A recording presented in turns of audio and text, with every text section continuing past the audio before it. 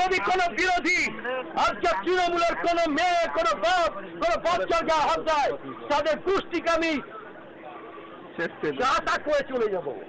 আমার ছেলেদের ঢুকে দেবো, রেপ করে চলে যাবো, রেপ করে চলে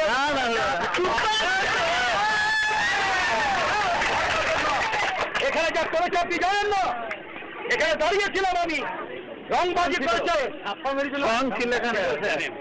আবার বলছি, কিন্তু এখানে যদি কোনো আজকে তৃণমূল কংগ্রেসের কাউকে কেউ হাত দেয় আমি কিন্তু ছেড়ে দেবো না। আমি কিন্তু শেষ কথা বলে নিয়ে যাব।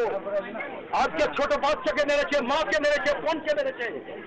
এই চৌমহাগ্রামের সব লোক যারা বিরোধী হয়েছেন আমার বলছি তাদের সাবধান করে দিয়ে গেলাম যে খুব সাবধান। কিন্তু আমি কৃষ্ণনগরে থাকবো এবং প্রত্যেক মাসে আমি কিন্তু আসবো এই চৌমহাগ্রামে। যদি একটা কথা শুনি আমি আজে বাজে কোনো ঘটনা সাক্ষী পাই আমি কিন্তু ছেড়ে দেবো না। নবান্নে মুখ্যমন্ত্রীর সাথে দেখা করতে যায়, এরা আবার সুতরাং আমি বিরোধীদের বলে গেলাম আপনারা সাবধানে থাকুন, আপনারা সাবধানে থাকুন।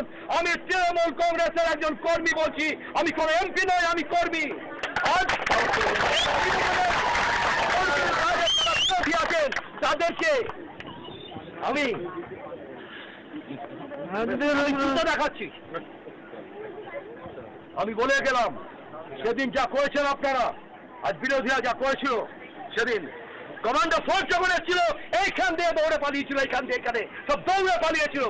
বাবার ক্ষমতা নেই কারো। আমি আর কিছু বলবো না, সুতরাং আমার মাথা বহুত গরম হয়ে আছে। সমস্ত নাম নথিভুক্ত কথা বলে রাখেন যেন আপনার কাছে আছে। খুব সাবধান, আমি বলে গেলাম প্রত্যেকে খুব সাবধান। আজকে কোন সিপিএম যদি আমার তৃণমূলের কারোর গায়ে হাত দেয় তার গোষ্ঠী আমি শেষ করে দিয়ে চলে যাবো, বাড়ি ঘর গোষ্ঠী আমি শেষ করে দিয়ে চলে যাবো। এটা আমি পরিষ্কার বলে দিয়ে গেলাম।